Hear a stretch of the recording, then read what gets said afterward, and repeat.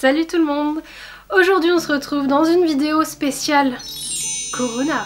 J'ai eu envie de vous livrer mes 10 conseils pour pouvoir vivre cette période de confinement au top.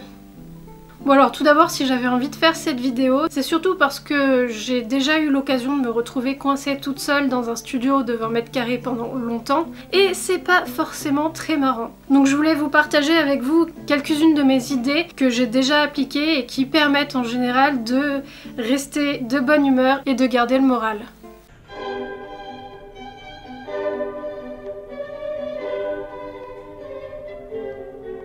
Alors pour commencer, mon tout premier conseil qui se voit tout de suite sur moi, c'est de rester bien habillé et de se maquiller comme si vous sortiez pour aller travailler ou pour aller étudier ou que sais-je. Je pense que c'est super important parce qu'il y a forcément des moments dans la journée où vous voyez votre retour dans le miroir et à chaque fois au moins que vous passerez devant le miroir, vous serez en mode « Hey !»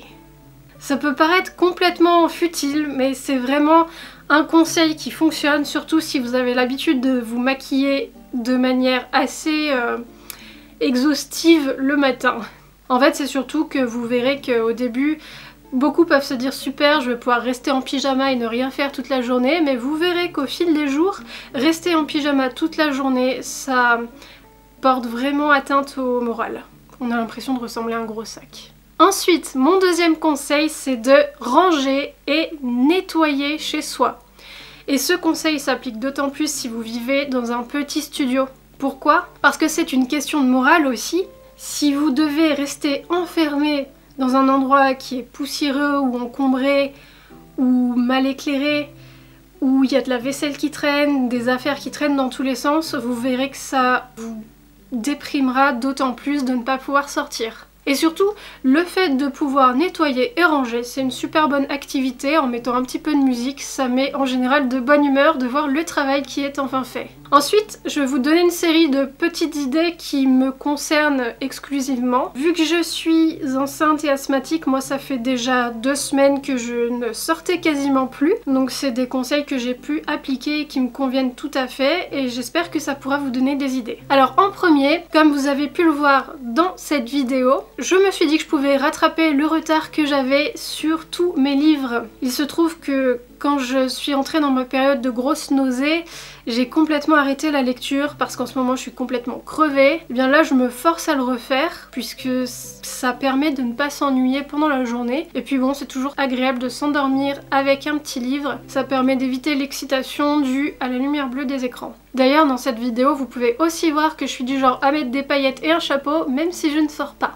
Ensuite, vous pouvez profiter de cette période pour apprendre un hobby avec les moyens du bord, évidemment. Alors, voici quelques exemples, le dessin, la peinture, le jardinage. Si vous avez quelques plantes qui traînaient, profitez-en pour regarder des vidéos sur l'entretien de ces plantes. Vous pouvez vous mettre au bricolage. Moi, par exemple, l'autre jour, j'ai retrouvé une aquarelle qui traînait depuis super longtemps et un vieux cadre qui était là aussi. Donc j'en ai profité pour la mettre sous le cadre et l'afficher chez moi. Une autre idée, des origamis par exemple. Bon, alors bien sûr évitez la cuisine sinon vous allez finir vos réserves de nourriture bien trop vite. Alors ce week-end aussi je me suis mise à faire des bouturages. On a fait avec mon mari du nettoyage dans les plantes, on les a taillées, nettoyées, on a traité les petites bestioles et on en profite pour faire des bébés plantes de partout. Alors là vous avez un exemple d'un avocat qu'on a fait germer et qu'on a mis en culture semi-hydro. Donc ça veut dire qu'on l'a mis juste dans des billes d'argile et on le fait tremper dans l'eau. Ici on a fait exactement la même chose avec un bout de notre pothos qui est accroché à la fenêtre et qui est devenu vraiment géant. On en a profité pour ramener ces lianes un peu de partout et refaire la déco dans la cuisine.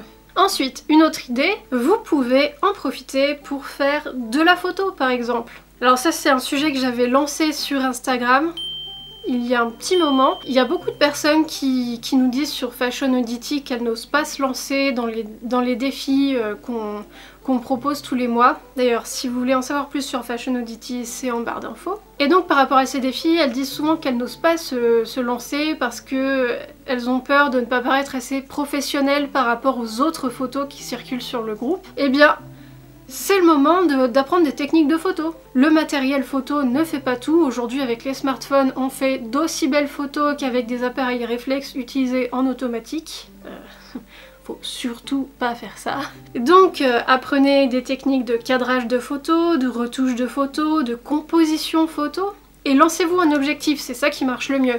Par exemple, dites-vous, je veux me spécialiser dans le selfie, ou dans la photo de miniature, ou faire des photos très géométriques, ou très contrastées, ou des photos d'animaux.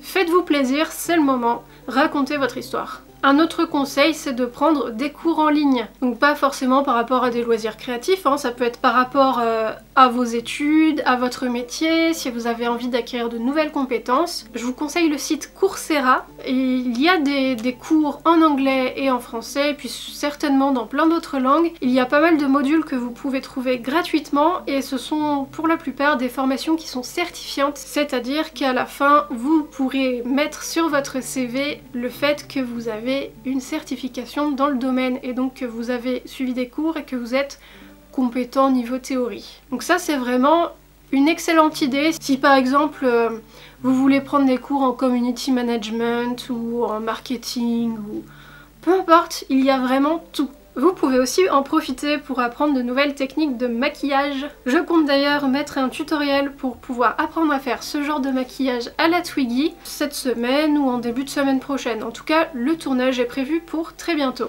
Ensuite, vous pouvez en profiter, même je dirais, vous devriez faire du sport. Sur YouTube, il y a énormément de vidéos de renforcement musculaire, de fitness, de danse, de gymnastique, tout ce que vous voulez, sans matériel et gratuitement. Profitez-en car, étant donné que vous ne pouvez pas sortir pour profiter du soleil et marcher un petit peu, il faut vraiment rester en forme.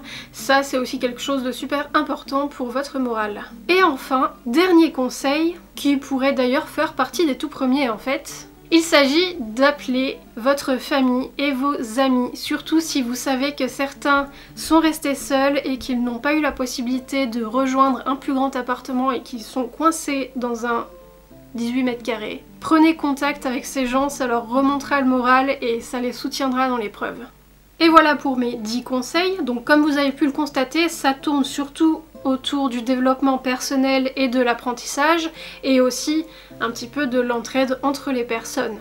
Ça me semble normal étant donné qu'on va devoir vivre en confinement pendant quelques semaines, voire quelques mois, pourquoi pas, on n'en sait rien. Donc il faut tirer parti au maximum de cette période, surtout si vous vivez tout seul, et je sais à quel point ça peut être compliqué. Alors surtout, si vous avez besoin de soutien, si vous avez des questions, n'hésitez pas à rentrer en contact avec moi dans les commentaires ou sur mes réseaux sociaux et je me ferai un plaisir de discuter avec vous. Sur ce, je vous dis à bientôt pour une nouvelle vidéo qui sera sûrement mon maquillage Twiggy.